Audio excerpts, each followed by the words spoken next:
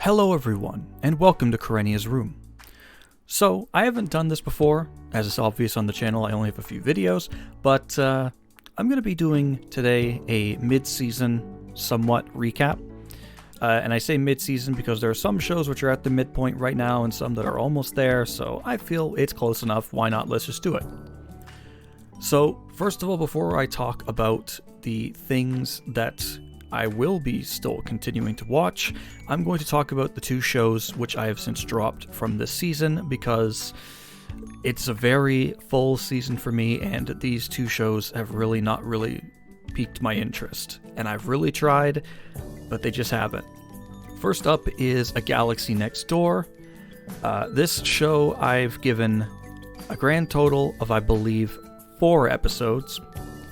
And the premise is cute. I really did like the idea of it. The first couple episodes were nice, or maybe at least the first episode was nice, but the rest of them, I just, I don't know. I wasn't feeling the main character, and I just wasn't really feeling like I cared about any of these characters personally. It was the one show on Saturdays, which would be also including The Dangers in My Heart and Hell's Paradise, which I've also picked up, which I would just always kind of save to last because it's just the show I didn't really want to watch.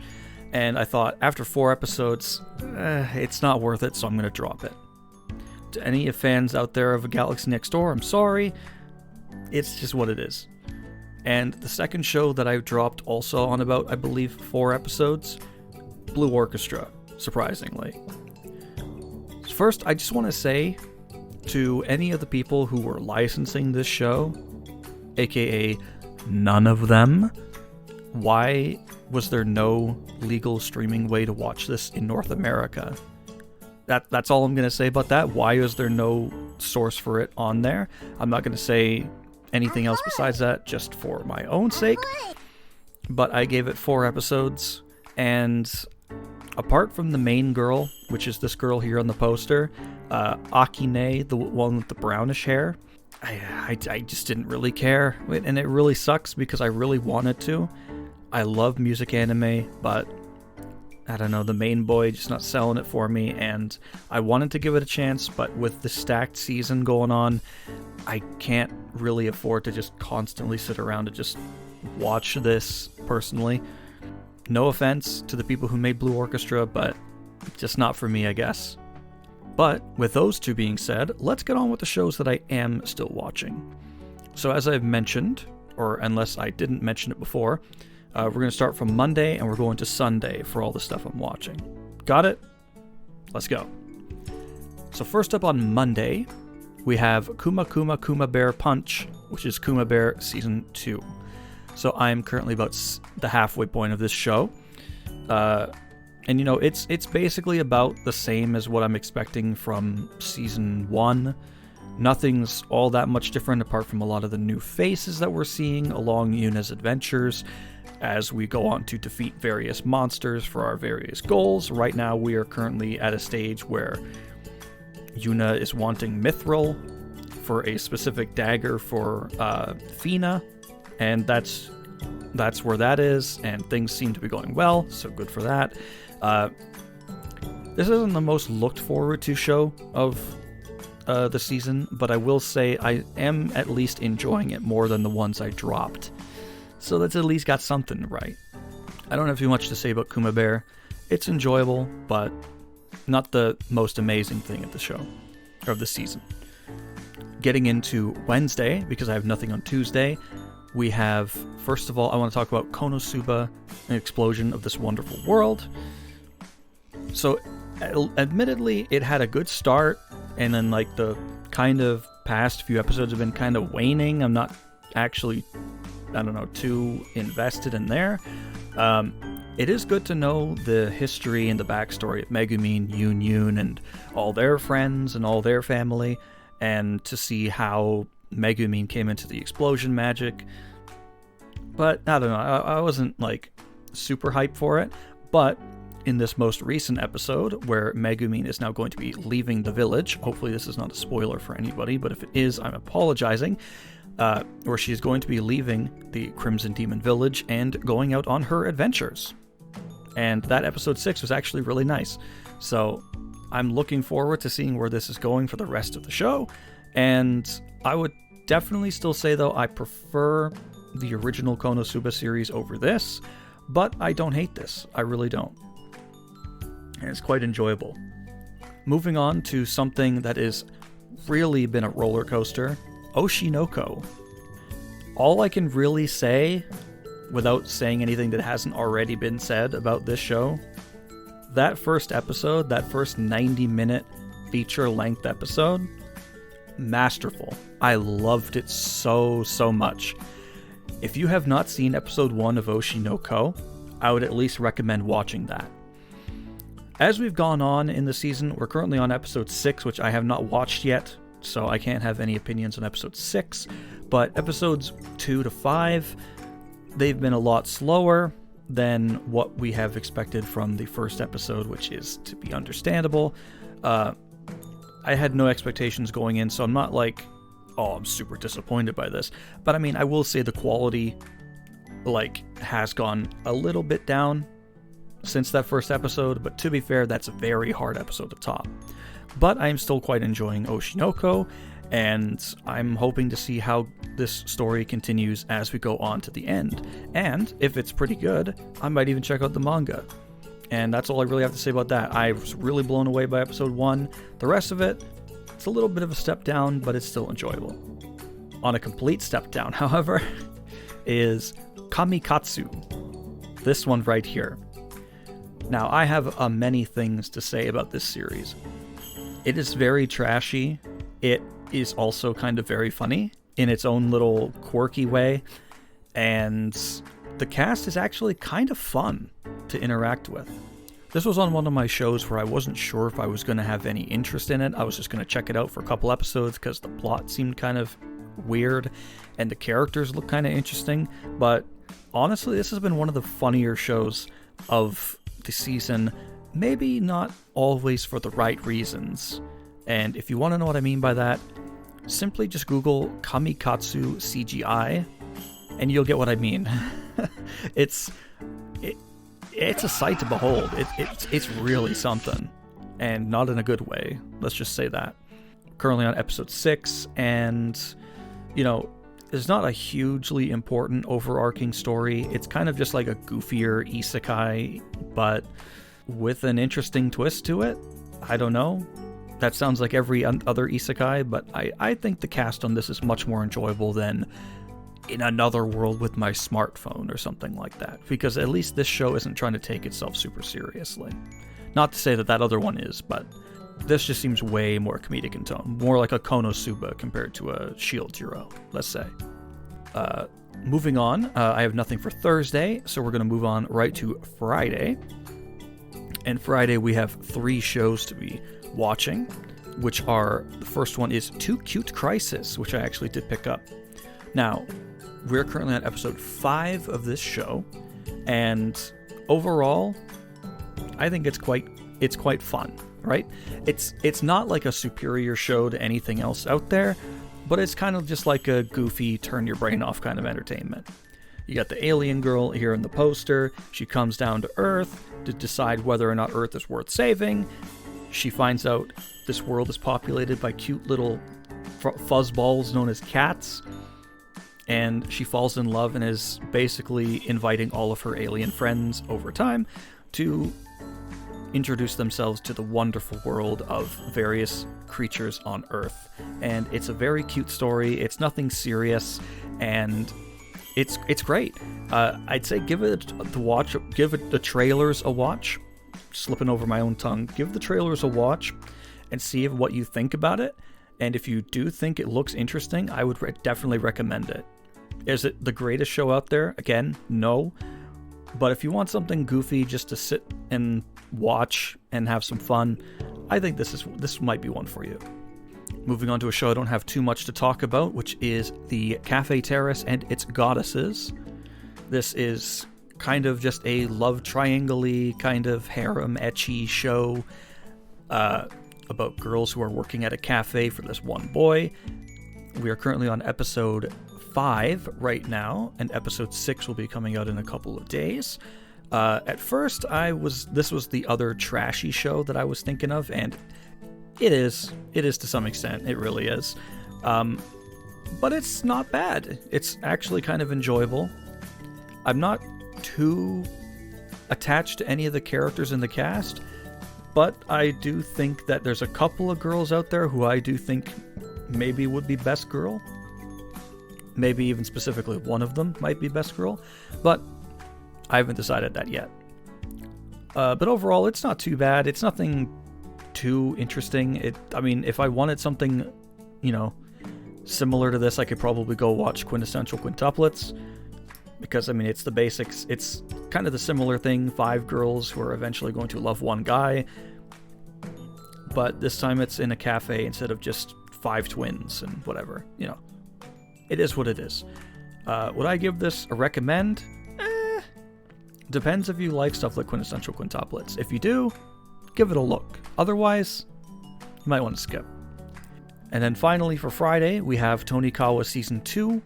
We're currently on episode 5 of this one, with episode 6 also coming out in a couple of days. It is just a continuation of the series of Tonikawa that we've known. There's nothing really too different about it, apart from we've met a couple new characters.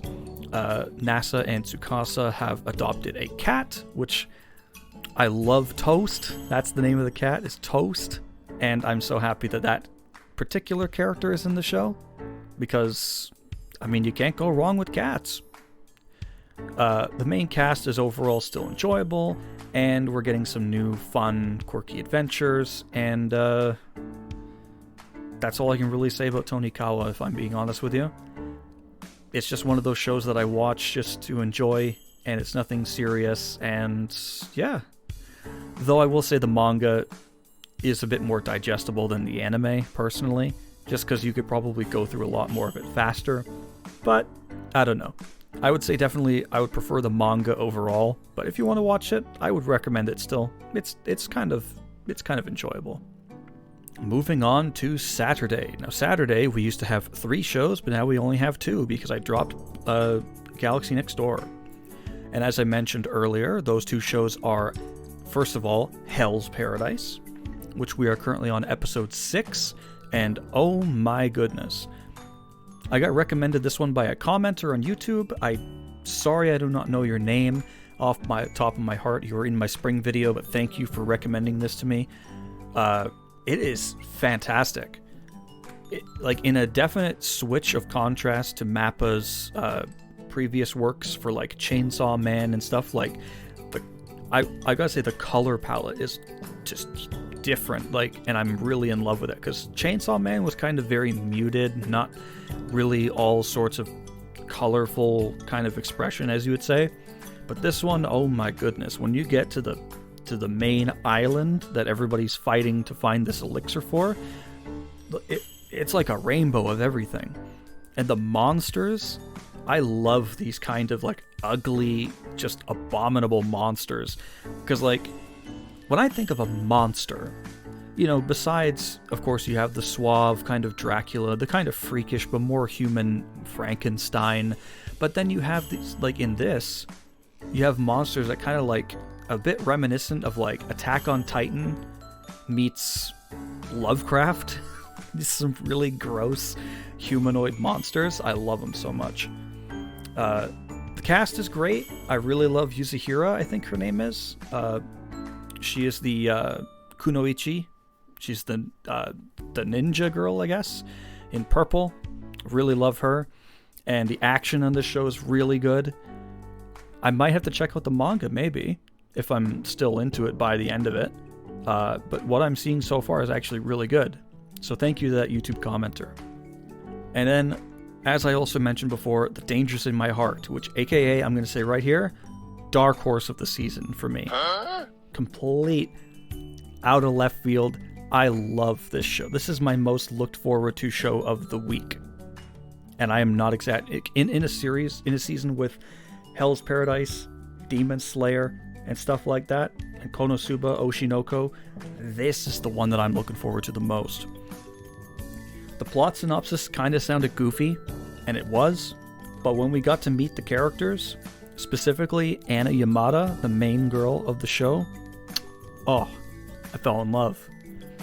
She is fantastic, dude. I love her so much. She's this tall, like, model, and she's very sweet. She's kind of ditzy, and she eats a lot, but she's very caring, and she has a good heart on her. And best girl this season. I'm going to say it right there, best girl this season. If you have any disagreements, I don't care. That's my opinion. Ichikawa, the main boy, is kind of alright. I'm still kind of growing to him, but I don't hate him as much as I used to in the first episode. Because the first episode, they introduced him kind of poorly, but to be fair, he has been advertised as being this very chuny, who dreams of murder kind of kid. But after episode 2, basically, it's like, that's gone. Even though he is having internal demons to fight himself to not admit that he probably does like Anna. And by like, I mean you know, putting the fingers together. But yeah, this is just a great, simple, slice-of-life romance. And, again, my dark horse of the season. I really love this show. If I could recommend anything to you that's not the main ones like Hell's Paradise or Demon Slayer or Konosuba or any of these other ones that are like the mainstays, go watch Dangers in My Heart, please. Go watch this one right now. It is so good, and I'm going to be picking up the manga as soon as this is done. Like, absolutely. But finally, moving on to Sunday, we have 2 shows. Again, we used to have 3, but I've dropped Blue Orchestra, so we only have 2. So, as I mentioned, I am watching Demon Slayer. We are currently on episode 5, and moving on into episode 6 this Sunday. Wow. I love this show, dude. I get that there's a lot of people who don't like Demon Slayer. I personally do. I think the art is fantastic. I really enjoy a lot of the characters. Sadly, we're not getting a whole lot of Inosuke in this season, apart from the first episode or 2, which sucks. But we have gotten Mitsuri, who's also one of my all-time favorite characters from this series. She is just a delight of all sorts of metrics. They did animate that one scene in episode 1, with the hot springs, which I'm not going to show you because I don't want to risk getting a ding on my channel, but I'm surprised they did it. Just saying. The action has been very good. The main demons, I believe their name is Hantungu, the one that splits up into different variations, and I don't remember the one that's in the jar, but I really do enjoy them. Not as much as other ones, like I've mentioned before, like Doma and Kokushibo and even Daki to some extent, but I do think that they are quite interesting, and so far we've been getting a lot of great interactions from the Swordsmith Village, and all the Hashiras coming on, and the fights have been incredible, and I'm looking forward to seeing how this one ends. Now, obviously I've read the entire manga, so I know how it ends, but I want to just still see it like put onto picture because it's a great arc. I really enjoyed it. And moving on to our final show, My Clueless First Friend. I really like, this is another show that I really came to fall in love with, just like Dangers in My Heart. It's, you know, another similar slice of life, romance kind of show with the clueless boy main character with this gloomy, goth-looking female main character. They are just absolute sweethearts. Like, no two ways to say about it. There is not a mean bone in any of their bodies. It's just very cute, wholesome, innocent, like, romance, and I really just... It's like my comfort food, I guess. That's like my comfort food for Sunday after I've just finished the great action of Demon Slayer, and I need something of kind of like a come down, but not in a bad way. My Clueless First Friend is this. I definitely recommend this one if you're into slice of life romance, because unlike stuff like Nagatoro or Uzaki, this is just kind of very sweet and very wholesome, as opposed to, at times, very irritating kinds of slice of life romance. And Nishimura, definitely best girl. She is so sweet. And I will say too, man, episode 4 or 5, I believe it was episode 4, the reason why she's called the Grim Reaper, Jesus, that's some rough stuff, dude. But I'm not going to say anything just in case you guys want to watch that, but it is an important thing to know. Anyway, this is just kind of a ramble, I guess, but I hope you guys enjoyed this little ramble of mine, just talking about some stuff that I wanted to talk about this season. So this is the halfway point. I'm not sure I'm going to really do anything too in-depth when it comes to the end of this season for the what will I be watching for summer 2023, which, of course, that will be coming by the end of this season, because I usually do it by the end of this current season.